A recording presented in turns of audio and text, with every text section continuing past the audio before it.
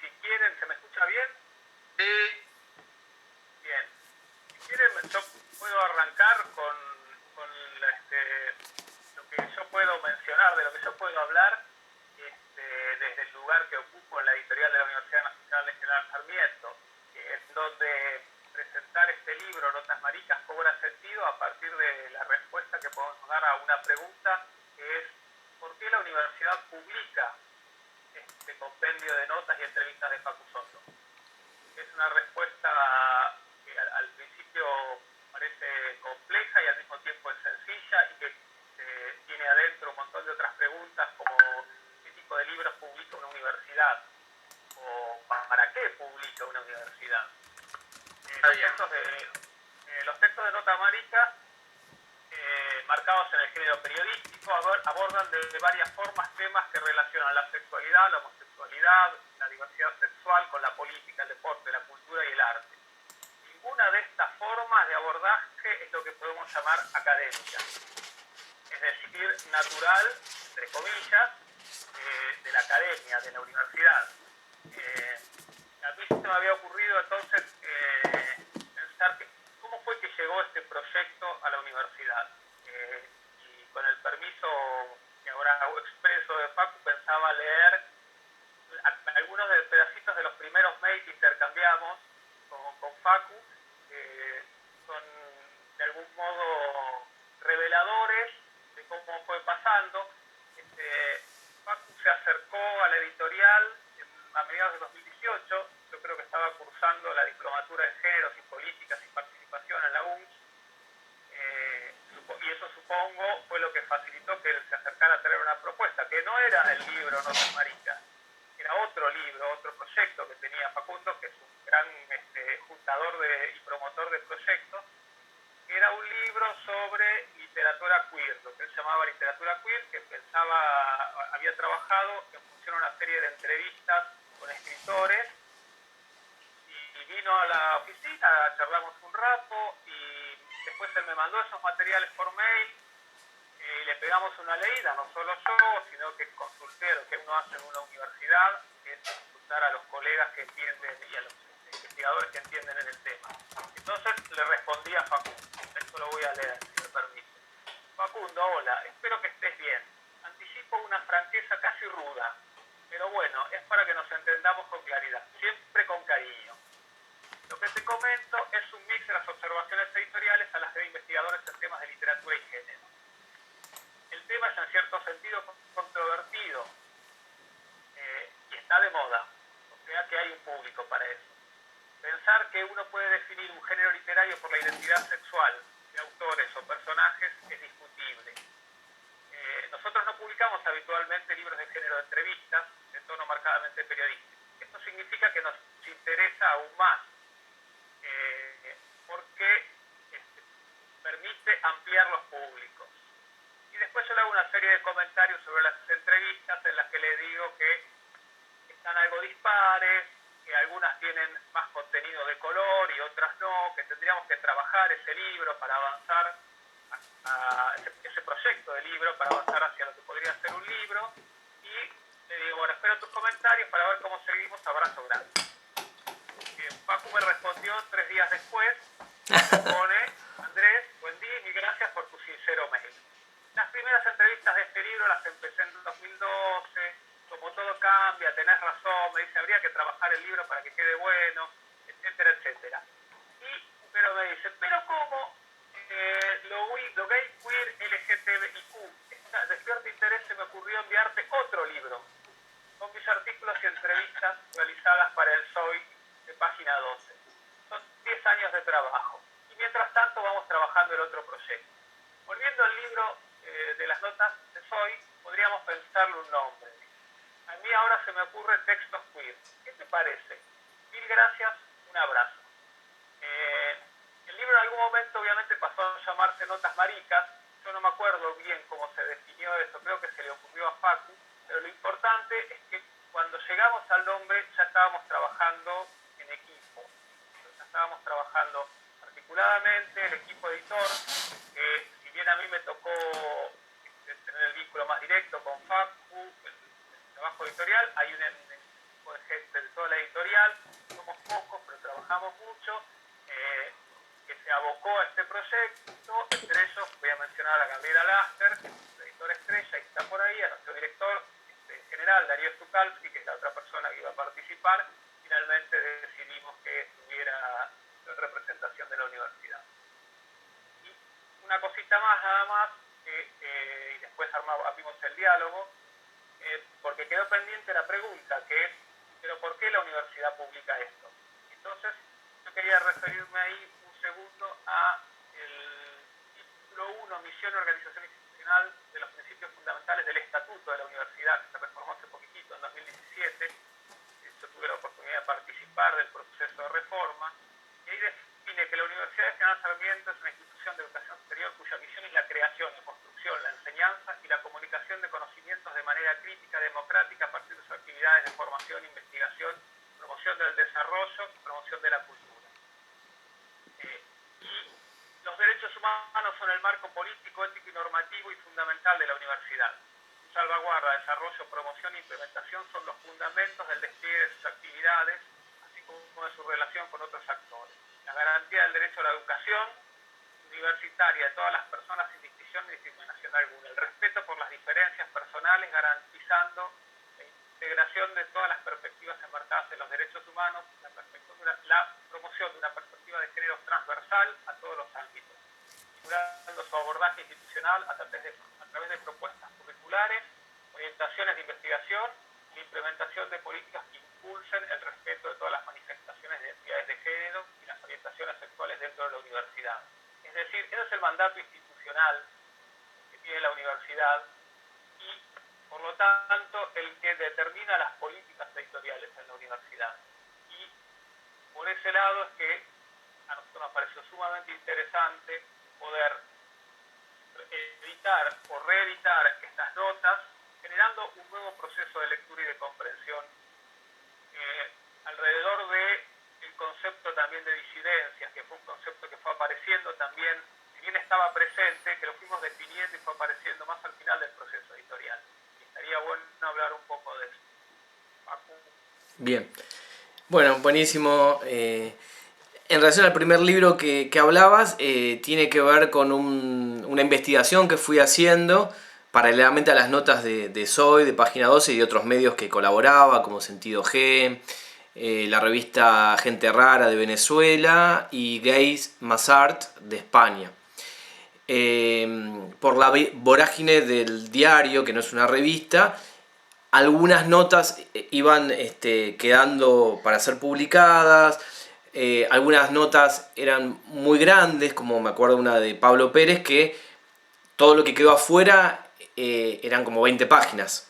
Y me parecía que era muy rico porque era como una especie de perfil de su vida, del escritor Pablo Pérez, que escribió Un año sin amor, entre otros, donde es un diario, uno de los pocos diarios y uno de los pocos testimonios de la época del HIV-Sida, de lo que representaba en esa época con todo el estigma. Entonces, bueno, se me ocurrió armar un libro con el eje de la pregunta si hay una literatura gay queer, cuáles son las reglas. Bueno, ese libro es el primero que le pasé a Andrés y es el que en algunas cuestiones, como todo va cambiando y bastante rápido, algunas cuestiones quedaron medio como desfasadas, como que habría que volver, me parece, a hablar con estas personas, porque seguramente piensan algo por ahí distinto. Y este segundo libro, el que sí vio la luz y la publicación, Las Notas Maricas, me gustaría empezar contándoles sobre el título, ¿no? Es cierto, se me ocurrió Notas Queer, pero lo que descubrí es que, o descubrimos charlando, que no producía el mismo efecto que queer en la lengua anglosajona, ¿no? Porque queer es raro, marica, tortillera, puto, sidoso, todo lo que sería como un insulto.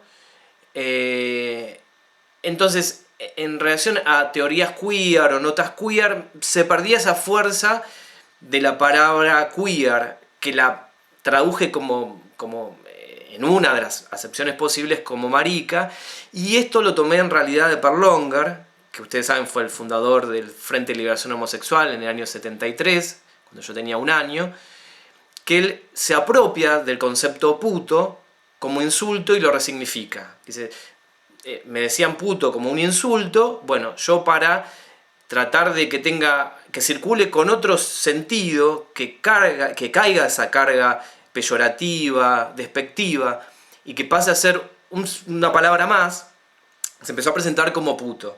Lo cual irrumpía, porque si alguien lo quería insultar, agredir, y él, hola, yo soy Néstor Perlonger, soy puto, decía, bueno, ¿y ahora cómo insulto a este tipo? ¿No? Que deje de ser algo negativo para pasar a ser algo positivo, ¿no? Ahora estoy escribiendo la biografía de César Sigluti y lo estoy abriendo con todo el contexto de la CHA, de la comunidad homosexual argentina, sumamente interesante, cómo surgió, bueno, eso es otro tema. Y César Sigluti se identifica, y esto es muy interesante, que se puede hablar más tranquilo y con más detalle a partir de la ley de identidad de género, que la vemos en la materia de diversidad e inclusión, sancionada hace poquito, en el 2012. Esto de la identidad autopercibida, ¿no? Que no hay una única identidad o dos identidades como se creía, varón, mujer. Hay tantas identidades como personas, ¿no? En relación a lo que uno siente y se puede identificar. Y César me decía que él se identifica bajo la identidad marica, ni puto ni gay. Hay una película que también la vemos en la cátedra, se llama Un puto inolvidable, que es la biografía de Carlos Jáuregui, que fue uno de los presidentes de la CHA. Después estuvo César Sigluti 30 y pico de años, 32, 36 años.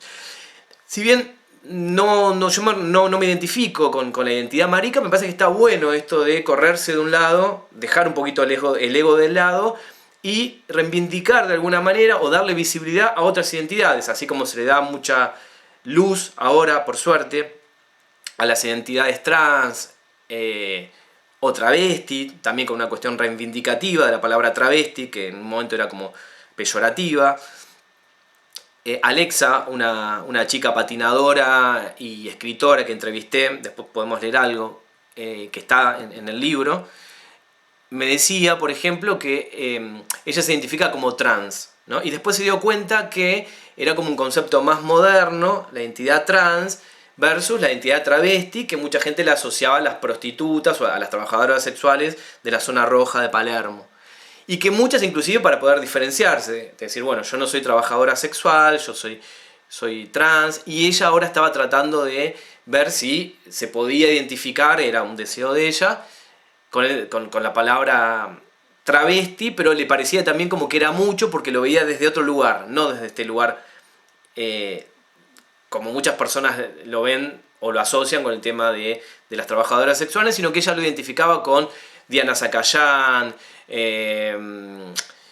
con Luana Berkins, con un montón de travestis que fueron pioneras, luchadoras, y me queda poco grande la palabra. Entonces, con esto quiero decir que la gama de identidades es enorme. César Sigluti dice no gay porque lo asocio con una cultura de gimnasio, una cultura clase media, una cultura más bien yankee, no puto, no sé por qué, sí marica, con esto que él en algún momento también recibió como insulto y que a él le gusta esa identidad que, si quieren, podemos hablar y él tiene su definición y cada persona que se autopercibe de determinada manera la define como le gusta. Y esto me parece que es lo interesante de estas categorías que intentan no categorizarse, ¿no? Como lo queer, que tiene que ver con la no identidad, con un fluir permanente en una búsqueda para no quedar apresado o encasillado, porque a la medida que uno, sobre todo cuando es de afuera, ¿no? te nombran con algo, uno ya queda como encasillado con esa fijeza, ¿no?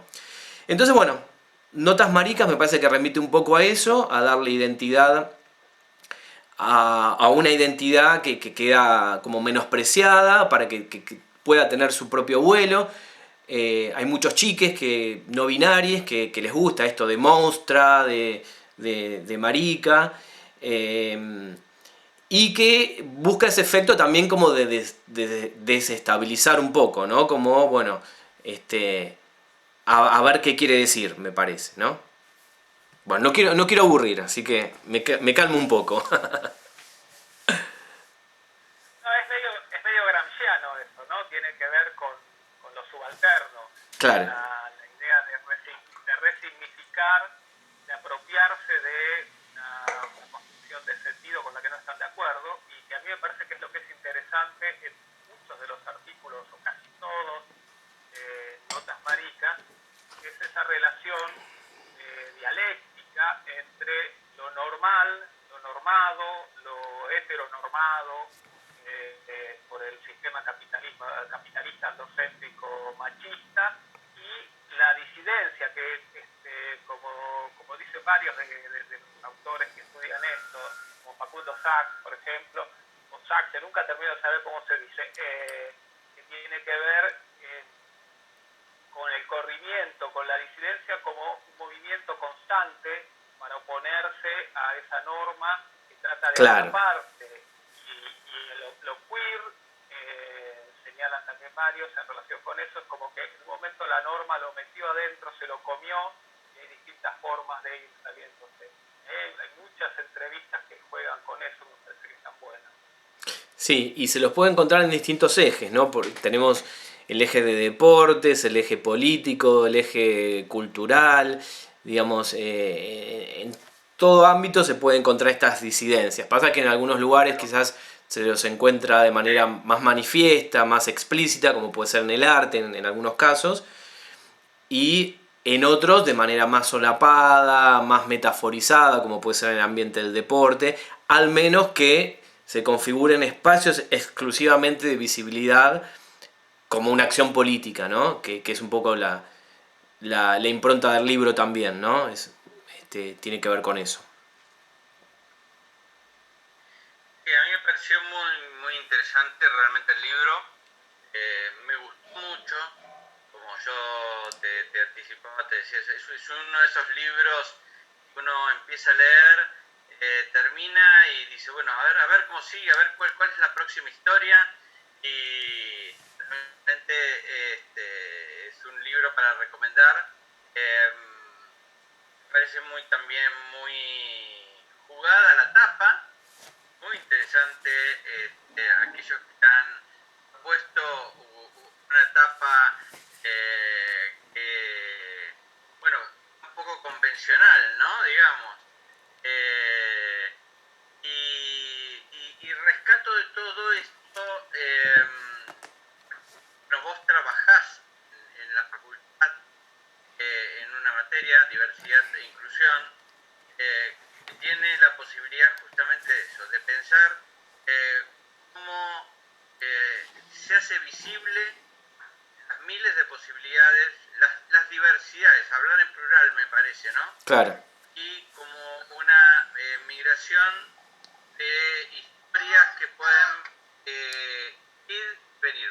Un inconveniente acá, un pequeño inconveniente, ahora voy a tratar de resolver y vengo de nuevo. Bueno, yo mientras tanto les cuento un poquito lo que decía Marcelo sobre la tapa. La tapa es Nubecita, una persona de género no binario que entrevisté, que está en el libro, salió en el SOY de página 12, y es muy interesante porque ella, ¿no? Hace activismo gordo, esto de que, bueno, estamos rodeados y bombardeados de fotos, publicidades, películas, donde hay historias buenas, quizás, contadas con cuerpos hegemónicos, rostros hegemónicos, géneros binarios, ¿no? Y bueno, la idea política de Nubecita era romper con eso. Y bueno, orgullosa, ¿no? Lo opuesto a la vergüenza es el orgullo, decía César Sigluti, de su cuerpo, ¿no? Y es muy interesante el disco que ella sacó, todas las canciones hablan de metamorfi, ¿no? De la comida, y estuvimos analizando en la entrevista canción por canción, donde cada canción hace una alusión a alguna cuestión sexual, siempre relacionado con la comida, con el placer de la comida, y con esto de bajar un poco los decibeles de la mirada del otro, que está ahí acechando, marcando los límites de hasta dónde uno debe comer para tener una silueta que supuestamente agrade y caliente o genere placer en el otro, ¿no?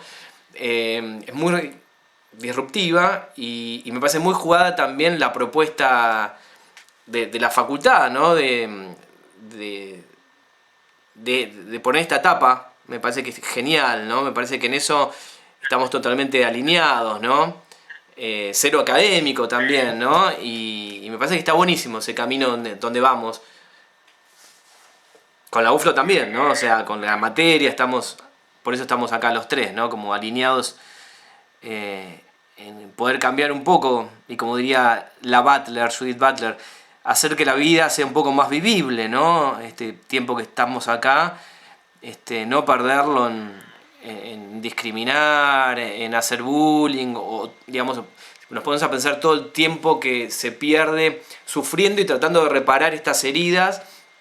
Si uno pudiera avanzar por el camino de su deseo, de lo que lo motiva o la motiva, sería muchísimo más el tiempo que empleamos para disfrutar la vida, para hacer algo por el otro, y no en tratar de sanar estas heridas que no tienen mucho sentido, no tienen ningún sentido, ¿no? De burlarse del otro y hacerle daño porque es diferente siempre a una norma, a una hegemonía, a un sistema heteropatriarcal obligatorio, ¿no? que es diferente a la elección sexual, heterosexual, homosexual, pansexual o lo que sea. Esto digo como sistema hegemónico, como un sistema obligado, ¿no? Como un régimen obligatorio, como dice Monique Wittig.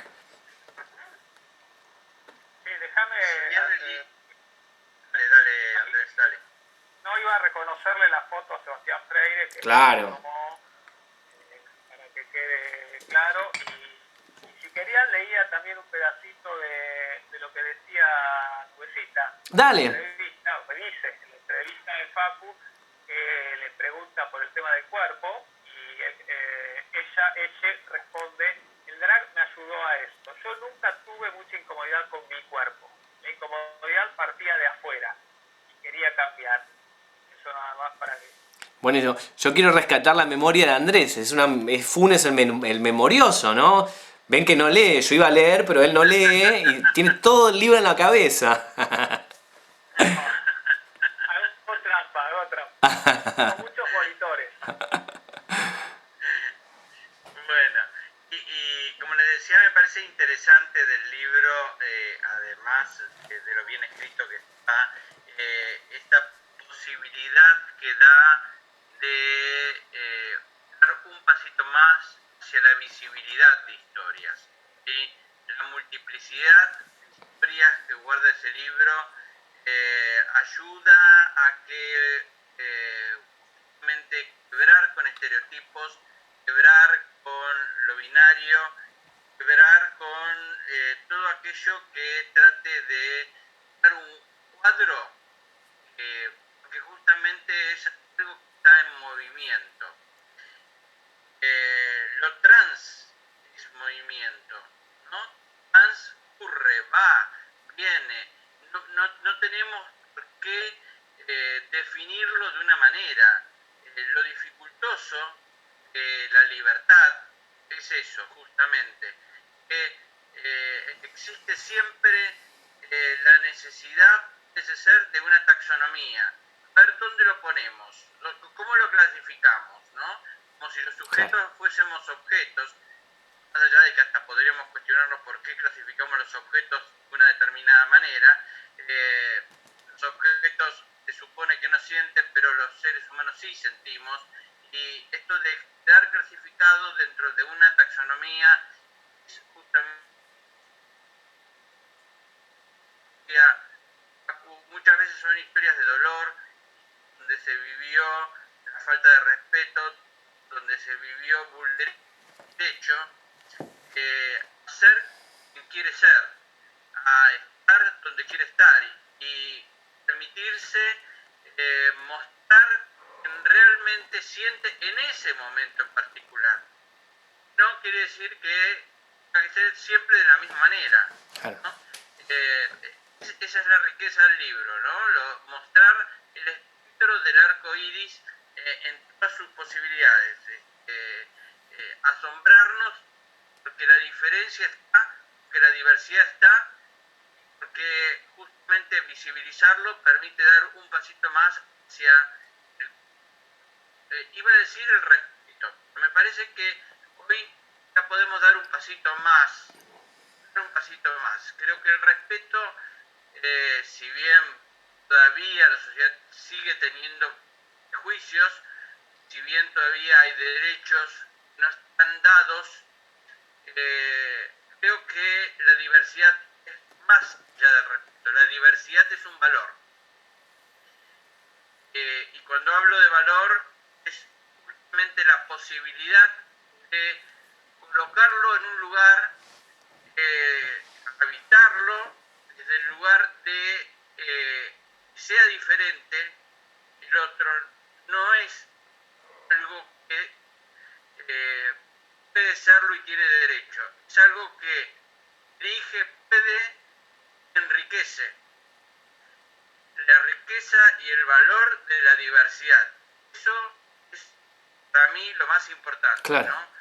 Que la libertad nos lleve a la diversidad. Claro, sería lo opuesto a la uniformidad, que yo a los socios, si me piden ya una imagen, militares marchando todos iguales, indiferenciados, con las botas al mismo tiempo, el mismo corte de pelo, la misma ropa, todos haciendo una masa donde no hay ningún tipo de subjetividad. Y recién cuando hablaba Marcelo, dice, de los objetos, pensaba hasta dónde va la ridiculez humana de asignarle un género a los objetos. Es la mesa, no el mesa, y así podemos ir, o sea, género binario a los objetos. O sea, es el zoom de lo ridículo. Y lo que estuve pensando... Una mesa travesti. Claro, sí. Lo que estaba pensando también es que bueno, pensando en nuestros colegas, en psicólogos o gente digamos, del ambiente, psicopedagogos y qué sé yo, en algún sentido también me parece que más allá de que puedan disfrutarlo o no, espero de que sí, me parece que también ayuda a entender o a conocer, ¿no? Un poco la cultura de la diversidad cuando a veces... Bueno, a veces está como metido en su propio mundo y no conoce mucho de otro tipo de identidades o de orientaciones sexuales. Como que me parece que ayuda también a conocer un poco algunos ambientes de levante típico de algún sector en particular. Me parece que en ese sentido como que da a conocer algunas cuestiones que no son tan conocidas todavía, digamos, o que son como muy propias de cada microcultura, ¿no?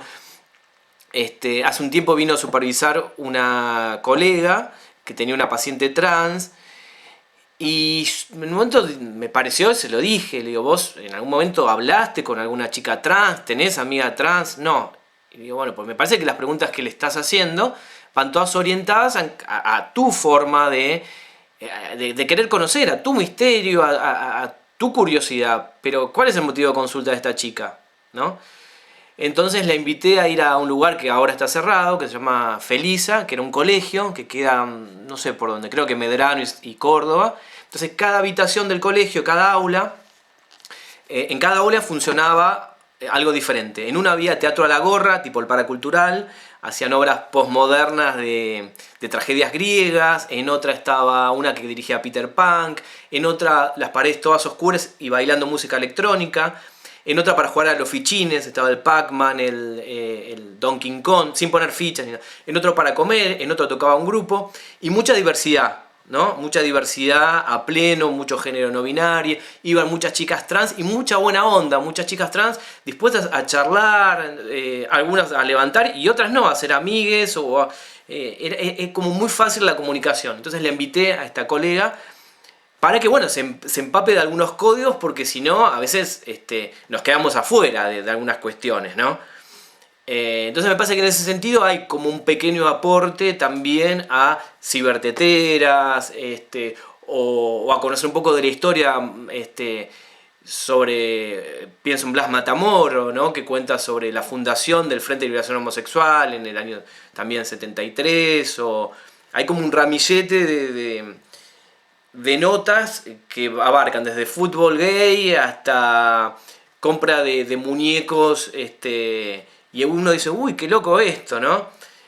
Para Reyes, por ejemplo, me invitaron a hacer una nota sobre juguetes de placer sexual. Y lo que me di cuenta ahí como investigador, yo digo como detective casi, o como periodista, es que era increíble la cantidad por ejemplo, de muñecos para el placer sexual que se vendían por día. Cuando yo fui un viernes a preguntar había, no me acuerdo, pero suponete 400.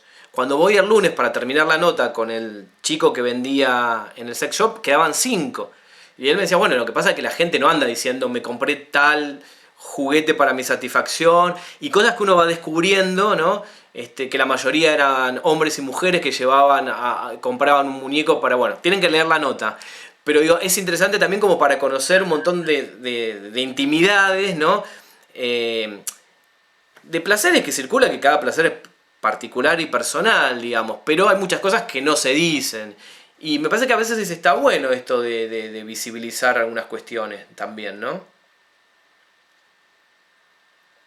Yo creo que lo interesante ahí del libro es que el abordaje que hace Facu, que es lo que primero me gustó, porque ya conocía algo de las notas de él, es un abordaje sumamente natural, que es lo más normal que tiene que pasar, porque no hay nada de antinatural en todas esas personas que están entrevistadas e involucradas. Pero, como dice Facu, no siempre vemos, o como decía Marcelo también, no siempre vemos al distinto, al diferente, al que tiene hábitos o conductas o modos de sentir placer distintas como algo natural. Siempre está más accesible el chiste o la burla o el asombro. Y Facu tiene, yo que escribí en la contratapa, algo de liviano, de etéreo en ese sentido, pero es como que un viento que se cuela por ahí y nos permite mirar esas cosas que algunos conocemos, algunos no. Yo salgo tampoco ya, Facu, que ni te imaginas, pero con un tono natural. Entonces es una entrada que no es violenta, que no es, si bien es muy disruptiva, es sencilla de abordar. Acá me preguntaban cómo se abordan las niñeces, ¿no? Hay una entrevista a Gabriela Mansilla, ¿no? Que es la mamá de la primera niña trans, Luana. Y sí, siguiendo la línea de lo que dice Andrés, es cierto, cuando fui para entrevistarla, bueno, empiezo a describir el lugar, que uno pueda meterse en el contexto, ¿no? Y lo que podría decir así, digamos, a grandes líneas, es que por suerte se empiezan a escuchar las niñeces, ¿no? Se empiezan a escuchar en el sentido de poder creerle, de poder tomarlas como una persona, que es lo que son, ¿no? Son lo que son, soy lo que soy. Y esto de, ustedes saben que las identidades trans, por ejemplo, una de las cosas que nos vienen a decir es que no se decide, pero sí se sienten, ¿no? Estas identidades. Y frente a lo que uno siente, no miente. El sentimiento es lo más genuino de uno. Yo ahora puedo sentir lo que sienta y eso no miente, ¿no? Entonces, bueno, poder escuchar ya sea el dolor, las necesidades, los juegos que quieren jugar las niñas, ¿no? Y no imponerle nada porque supuestamente tiene determinados genitales o tal otros, ¿no? En relación a esto, otra cosa que les puedo adelantar, digamos, sobre todo para esta persona que está interesada en esto, es que ustedes piensen que el tema de los géneros se van construyendo mucho antes de la percepción de los géneros binarios, digamos, ¿no? O esto de hombre y mujer, de los sexos biológicos, digamos, ¿no? Y esto lo podemos estudiar en el libro Yo Nena, Yo Princesa, o Mariposas Libres, o cualquier libro en principio, ¿no? De Gabriela Mansilla, para después comprobarlo en la clínica o donde sea, ¿no? Y esto de darle la palabra a las niñas o prestarle atención, creerles, me parece que es alucinante, que es propio de nuestra era, que es algo tan obvio como muchas otras cosas, que de tan obvio se pasa por arriba, ¿no? Con esto de perspectiva de género, ¿qué queremos decir? Bueno, igualdad de derecho para todos, no el hombre sobre la mujer, el blanco sobre el negro, el hombre sobre el niño, no. Escuchar, a ver qué nos decía Luana. Le gustaban las películas de princesa, le gustaba La Sirenita. ¿Por qué obligarla, como le obligaron más de 12 psicólogos, ¿no? A que esas películas no las tenían que ver. Cosas terribles, ¿no? Y son profesionales de la salud. Entonces me parece alucinante que tengamos en la carrera de psicología una materia como diversidad e inclusión que está dentro de la currículum, que estamos ayornados a las teorías y la práctica actual. No estamos estudiando casos clínicos de hace más de un siglo atrás. Que podemos rescatar algunas cuestiones, pero otras quedaron desfasadas. Entonces, en ese sentido, estamos las dos universidades alineados en eso, ¿no? Sí, y como decías vos, es terrible, en este sentido lo tenemos que llamar mala praxis, que se ejerce sobre aquellos que hacen una consulta y, bueno, hay toda una historia detrás, ¿no? El DSM Claro. también ha marcado a los profesionales una determinada perspectiva ideológica, homogenizante, que indicaba que aquellos que tenían algún tipo de, como vos decías, búsqueda de placer o de encuentro de identidades, bueno, debían ser tratados, modificados, llevados hacia uno de los, de algún punto, hacia algún lugar, era considerado científico, ¿no? Uh-huh. Por suerte, esto va variando desde el DSM-1 hasta el DSM actual, pero no deja de ser también un elemento encasillador. Claro. Respecto de lo que se puede denominar diagnóstico, si hay que denominarlo como diagnóstico, alguna situación tiene que ver más con situaciones de vida en las elecciones. Por eso, Nota Maricas me parece que también no es menos atractivo el título, ¿no? Pero es Notas de Vida. Claro. Vidas que van su manera presentando y desplegando su vitalidad muchas maneras, de diversas maneras. Y esto implica la condición humana del dolor, del amor, del encuentro, del desencuentro, de las posibilidades que se abren, de los caminos que se cierran. Pero se trata verdaderamente de notas de vida, ¿no? Sí. Y poder escuchar al otro de esa condición humana vital que tiene valor porque lo está diciendo. La subjetividad del otro no tiene que ser mi subjetividad, y la ciencia tiene que incluir la subjetividad. Ciencia, no. A mí bastante ruido me hace la palabra ciencia y me cuestiono realmente cuándo podemos llamar algo científico, ¿no? Pero más allá de eso, me parece que esta búsqueda, esta posibilidad de estar en movimiento, de generar conceptos nuevos como primer paso hacia poder liberarnos de los conceptos. O sea, Claro. algo así como más allá de que sabemos, estamos dentro del lenguaje, tener la posibilidad de jugar con el lenguaje. Claro. No de que el lenguaje no se nos convierta en una jaula, sino que se nos convierta en una posibilidad. Una herramienta para la libertad. Y en esto de escuchar, en estas Una herramienta para la libertad. Claro. Y en esto de escuchar, acá en las entrevistas, como vos decías, historias de vida, cada persona es una historia de vida y tiene algo para decir. Y también nos permite poner en pausa muchos saberes que por ahí creemos que son así, digamos, ¿no? Y los podemos cuestionar. Y ver la relatividad de muchas cosas o la cuestión del constructivismo, ¿no? Como que a veces uno da por sentado, no, la ley es así. Las leyes están hechas por seres humanos, las leyes responden a intereses económicos, sociales, de época, y tiene que ver también la lucha política, que es hacer esto, y es tener una cátedra de esto, estar ocupando el lugar de editor y publicar determinados libros que aporten a esto, ¿no? A pensar, al crecimiento, los que nos permiten movilizar y no quedarnos rígidos con estas leyes y bueno, cambiarlas o luchar para que cambien, ¿no? Esta lucha, en estas luchas o estos colectivos LGBT, lo que se ve es eso, ¿no? Cuando ya no se podía más estar sometidos a leyes ridículas, esto de tratar de cambiarlas. Así se logró la ley de matrimonio igualitario, la ley de identidad de género, se va por el cupo laboral trans, que ahora es decreto, ¿no? Y se puede ver a través de la escucha de esta gente entrevistada que nos cuentan estos años de lucha, estas incongruencias en leyes obsoletas. Creo que hasta el año 92, por ejemplo, la Asociación Psicoanalítica de Buenos Aires, creo que es 91, 92 o 93, no aceptaba a personas alcohólicas y en el mismo estatuto psicoanalistas homosexuales o psicoanalistas lesbianas, por ejemplo.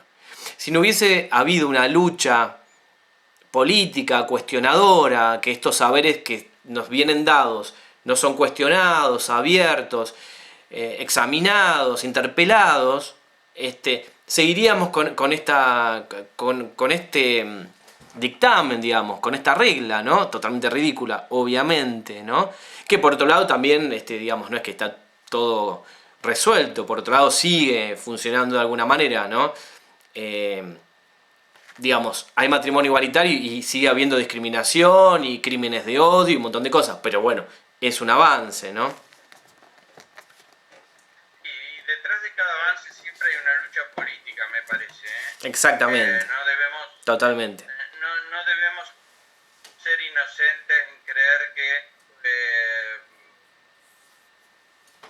se da porque sí, sino que es justamente una fuerza que ha puesto determinado grupo para que las cosas ocurrieran. Totalmente. Yo les hablo a mis alumnos en psicoterapia, ¿no? Porque empiezo trabajando y desestructurando, y a veces pongo el ejemplo de la Raulito, bueno, que quizás la mayoría la conozca o lo conozca, y cuánto sufrimiento, claro. Cuánto pasaje por hospital psiquiátrico, cuánto poder se ejerció sobre ella y cuánto dolor tuvo que atravesar simplemente por tener una autopercepción distinta y considerarse con derecho a jugar fútbol o querer ser jugador de fútbol, ¿no? Entonces, muestran miles de historias, gente que, repito,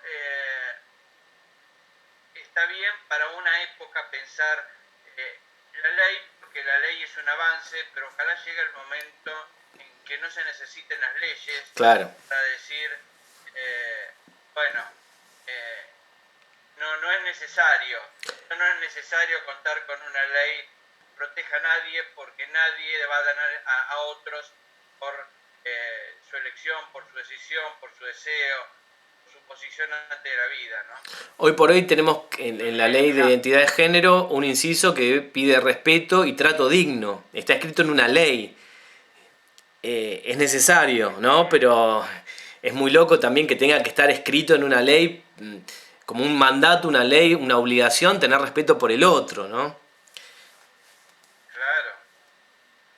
Como dice Eduardo Vinetti, que fue rector nuestro de la universidad, investigador de la universidad y autor nuestro, cuando uno esgrime un derecho, por más que exista una ley, es porque no se cumple, es porque claro, falta, es porque hay una falencia. Tal cual. Es decir, uno reclama ese derecho a pesar de que está normado, porque en la realidad no existe. O sea, hay que pedir, la norma tiene que decir que hace respeto porque no hay. Claro. Andrés, ¿tenés ganas de leer un pedacito de alguna entrevista, alguna nota, algo? A ver qué tengo por acá en mi memoria, como decís vos. Tengo varias, pero anotaditas. Sabe que busque alguna. Si es que Marcelo quiere, no sé, yo me entrometí. Dale, sí. ¿Sí? Perfecto.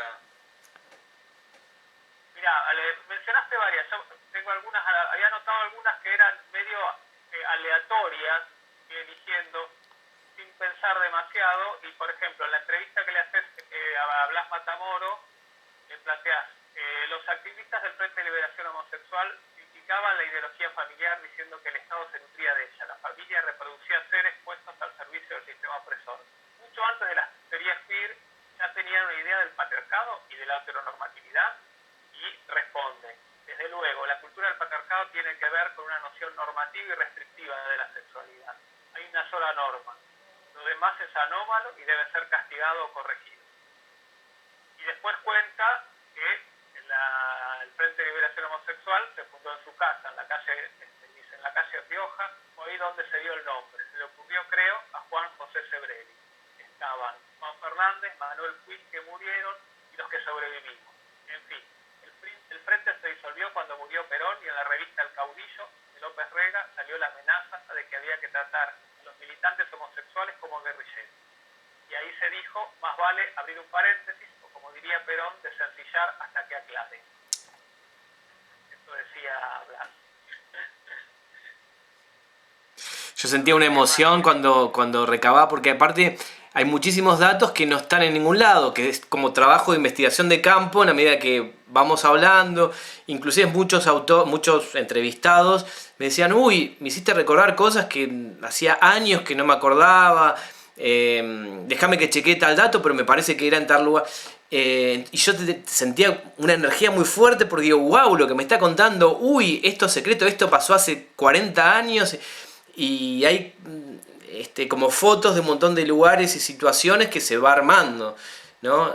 No solamente desde el pasado, también cosas actuales, como decíamos de Nubecita, desmenuzar el disco que sacó el año pasado sobre Metamorphy, ¿no? Pero la verdad que lo disfruté muchísimo, muchísimo haciéndolo, y aprendí muchísimo. El enriquecimiento es constante, la interpelación también, ¿no?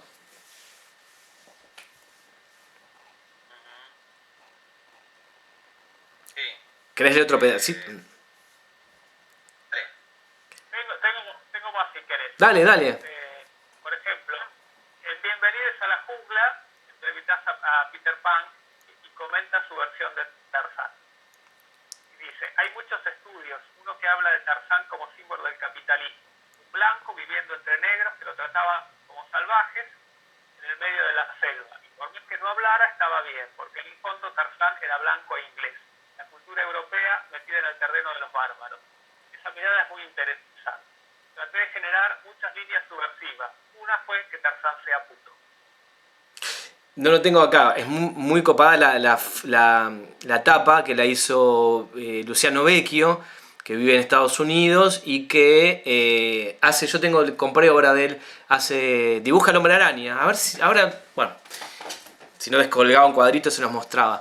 Y es muy interesante también la mirada de Peter Pan, que ustedes saben, viene del underground, hizo la película como director y periodista, la peli de Batato, estuvo muy pegado a Batato Barea, Tortonés, Urdapilleta, canta con los Chicos Perdidos, escribe libros, multifacético, un artista increíble, da clases de teatro en Barrio Copelo, ahí en Lugano,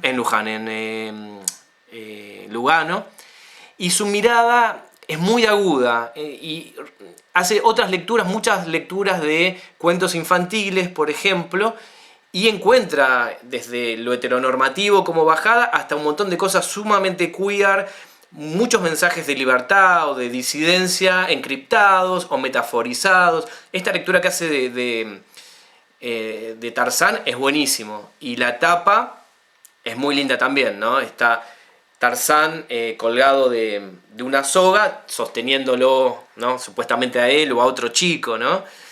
Juega con estas cosas. Alucinante, Peter. Un beso a Peter.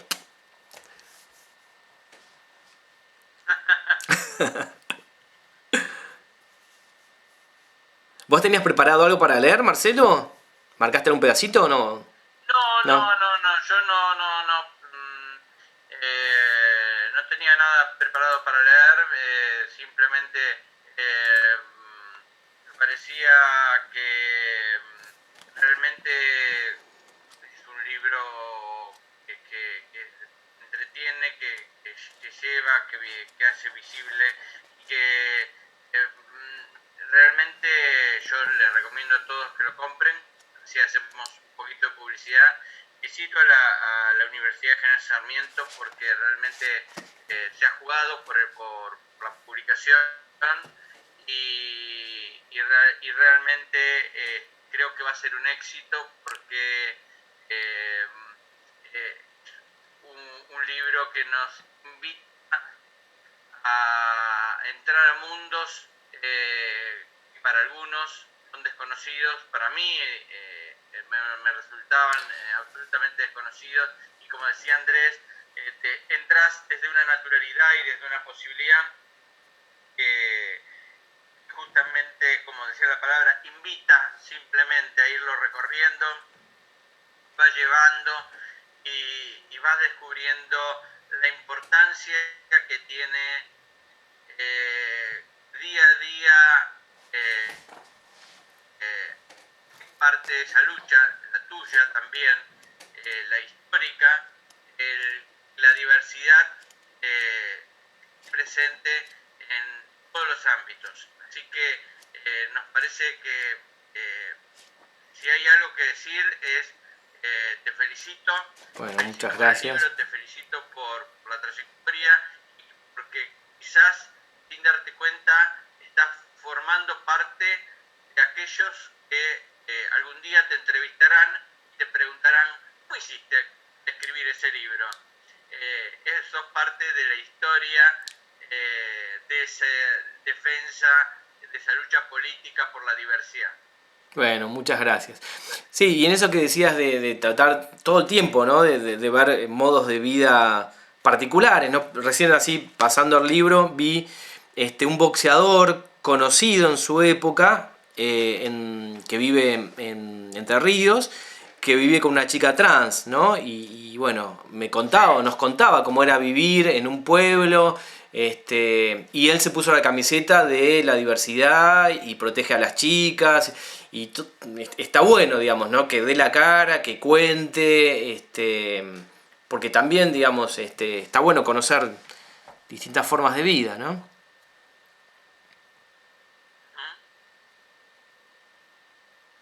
No sé cómo venimos con el tiempo. ¿Quieren que lea un poquito de algo? ¿Quieren que sigamos charlando? ¿Tenemos que cortar? No tengo idea. Algo.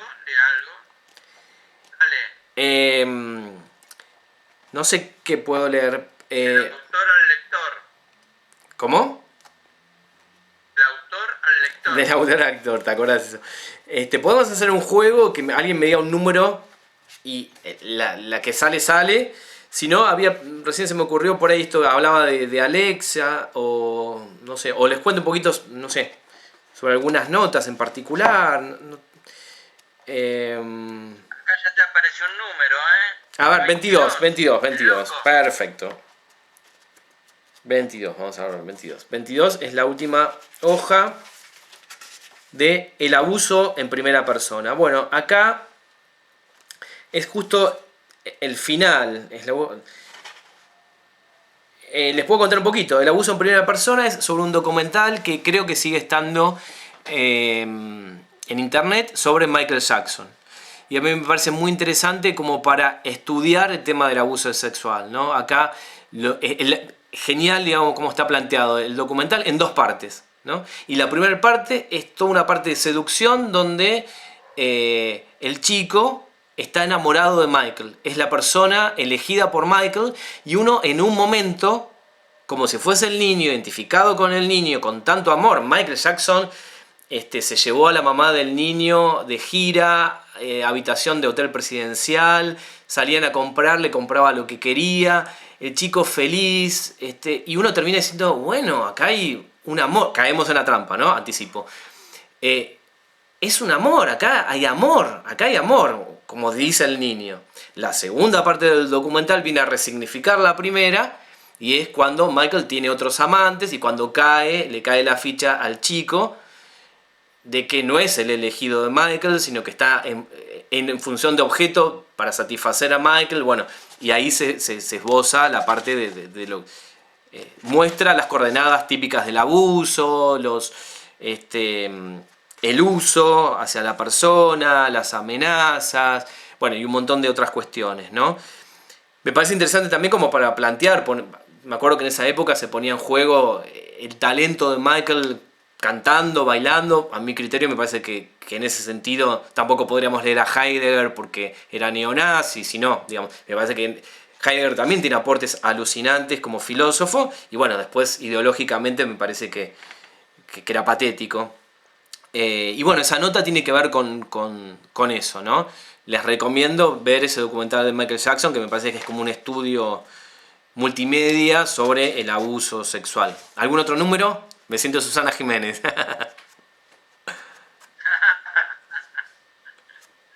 A ver, sí. A ver, ¿qué número? 22, ya está. ¿Algún otro? Marce, ¿algún número? Y vamos hacia algún alto. ¿Cómo? Algún otro un poquito más alto, quizás el 40. El 40, vamos al 40. Si cae justo en el principio, leo. Si no, les comento. Bien. Bueno, les puedo comentar porque es largo.